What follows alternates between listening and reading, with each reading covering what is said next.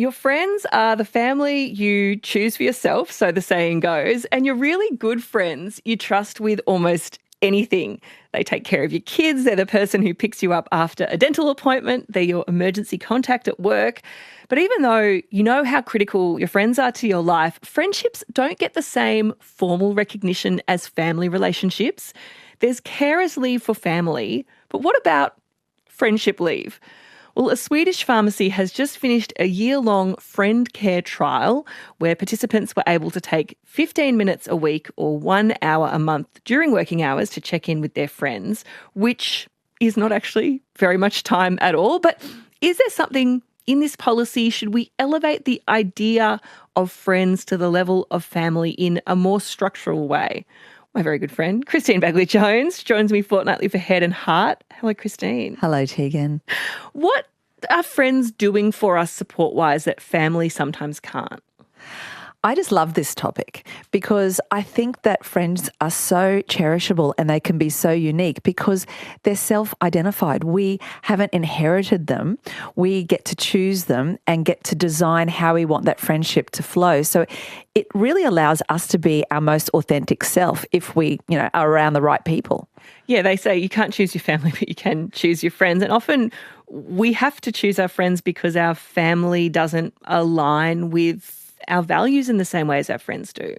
There's all sorts of reasons why we elevate friendships, sometimes over family. It can be because there's a misalignment in terms of our identity, but it can also just because we don't want to always wear the hat that we have to wear, the role that we wear within family. We might love our family enough, but be tired of being the sister or the aunt or the cousin or the daughter or the wife and love to have that opportunity where they're eyeballing someone that there's no hierarchical imbalance and there's no understood sort of role that needs to be played. So it allows us to really connect in that deeper way.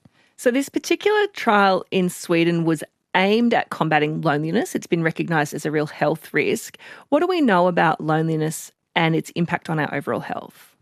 We know so much, and so much of my work is trying to mitigate loneliness in people's lives because, it's of epidemic proportions, as I'm sure you've read enough about what the internet has done in terms of bringing us together and then pulling us apart. And we're also busy. We live in lives that are quite siloed, and loneliness has become such a significant health risk. It impacts our mental health in so many different ways. It is so closely linked to depression and anxiety and just that sense of emptiness and loss of purpose in life without having those meaningful connections.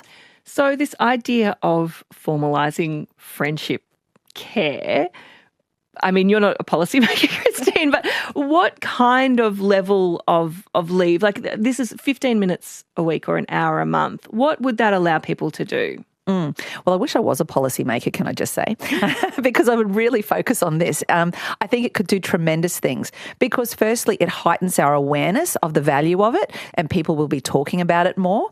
And 15 minutes doesn't sound like a lot, but that could be a really heartfelt conversation with someone, just letting them know that you're thinking of them and that you care, which could be very cup-filling for someone that's feeling a bit lost. And you would have experienced it yourself where you just, a friend pops into your mind and you touch base with them and they're grateful for the call. And it just does so much to make someone feel less isolated, less alone, and that someone else is thinking of them, which is what we're here for, isn't it? To connect and feel like we're of value to other people. You're listening to Life Matters here on ABC Radio National. I'm here with Christine Bagley-Jones. She joins me fortnightly for Head and Heart. We're talking about the idea of friend care leave. One person says friendship leave, fair enough. Previous generations often did it when they took a sickie. Christine, maybe we need to be taking our sickies to take care of our mates. Look, I think that there's truth in that, and that's nice because that person's saying, look, my friend is really important to me, so I will forfeit my sick leave to be there for them. But I do think that there should be space. There should be laws that update the way we perceive love and connection and support because no longer do we need to have the original lawmakers considering, creating societies where the laws were there to protect, property and wealth and inheritance and child sharing, we now can look more forward and think, well, who's going to be there to look after us and who's going to be there to wipe our tears and just, like you say, pick us up from that important appointment. So, okay, maybe we don't need to make laws around it, but do we maybe need to shift our culture around it, Christine? Do you think that friendships get enough capital in our society? I'm seeing a big shift toward it because we're seeing a shift away from a lot of the traditional concepts. So, we know that the divorce rate is on the rise, and we know that a lot of people, once they divorce, aren't opting to repartner. They're looking towards their friends, and there's so much information around how you can do life without necessarily having to always be traditional. But one thing that seems to be consistent is we still do want love and nurturing in our life. So I feel like making more conversations around how we can cohabitate and how we can go on holidays and how we can make promises to friends and other loved ones about how we're going to look after them in our aging years or even just during inclement weather. Oh, you're telling me on the text line how you feel. One says, friends are usually the people you live near. Family often live a long way away from you. Angela says many of us don't have family or they have become distant physically and emotionally, so we rely on friends for support, especially during difficult times. Christine, do you have any advice on how to nourish those friendships, to make sure those relationships are there for when you need them, given they're so important? They are so important. I've dedicated a lot of my life to understanding that. I wrote a book about it even, because there are steps that you can actually be really mindful around how you curate your friendship circle. And the first step is choose wisely. Like right from the onset, make sure you're choosing what I like to call good quality stock. People that have a sense of cherishing friendship and values that align with your values. So when you make a good choice and then you pressure test that choice a little bit, and once you're thinking, yep, this is a solid friend, nurture it. Nurture it like a garden that, is so important to you. So keep in touch. Make sure it's reciprocal. Make sure that you weed out any toxicity. And of course, be aware that there will be friendships that you might think will fly and be wonderful, but after a little bit of evidence is gathered, you might have to let them go.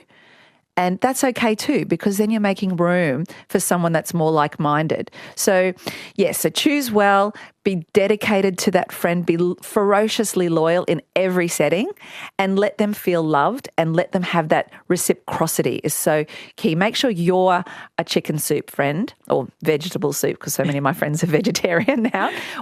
And that's what I think of. I think, is this person a soup friend? Someone that's going to make me soup when I'm ill. Thank you so much, Christine. Christine Bagley-Jones is our resident psychologist. She joins me fortnightly for Head and Heart. And thank you for telling me your friendship stories as well. One person says, my best friend is as much family to me as any of my biological family. My immediate family all live interstate, and my best friend has been the one who I've relied on. She brings me groceries when I'm sick, drives me to and from elective procedures, and it's her couch I sit on when life's a mess and I need a wine and someone to cry to. She is my rock. Kath says, I love this idea of friendship leave. I am a 47-year-old single woman and my friends mean the world to me. They pick me up from hospital after surgery and will drop everything when I need them. My bubble of friends were there for each other in the darkest times of COVID lockdowns. But this friendship care is hard to prioritise when society doesn't signal that friendship is as valued as family. This leave is a great idea, even if it means I can spend 15 minutes on a phone call during the day to prioritise my special people. Thank you for featuring this topic. Find more great ABC RN stories that take you beyond the headlines on the ABC Listen app.